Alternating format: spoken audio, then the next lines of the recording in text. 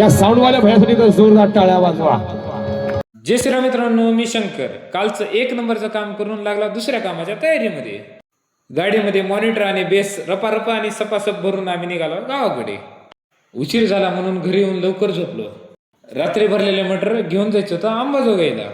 दिनेश भाई लातूरकडून येत होते. म्हणलं थोडं आता पेट्रोल टाकावं. ज्यूस पिला दो मोसंबी का. मॅनेजर सरने आत घेऊन आपल्याला ब्लॉग विषयी माहिती घेतली. तेवढ्याच दिनेश भाई आले. म्हणले गाडी नेणं परवडत नाही म्हणून निघालो दिनेश भाईसोबत. थोडं पुढे गेला की भेटले आरटीओ. आपली गाडी नेला असल्यामुळे काही विषय झाला नाही. थोड्या वेळानं पोहोचलो स्पॉटवर. लगेच कामाला सुरुवात केलं. तेवढ्यात बघा सचिन भैया. भाई यहाँ पे क्या हो रहा भाई. मी पण चालू केल्या पार्लाईट लावाय. लगेच दिला साऊंड चेक.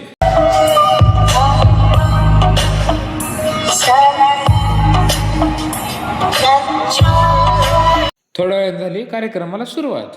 सोन्याच्या पेनानं घटना आली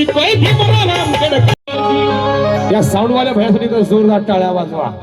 बालपणापासून जी दुःख शोषित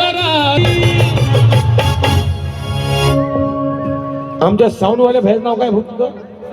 सचिन कापसे. सचिन भाऊ कापसे. आवाज पण आमचा कापसा सारखाच निघाला. तुमच्या आडनावातले ताकद यासाठी तर जोरदार टाळ्या. इथं तर लय भारी ऍक्शन केली ते.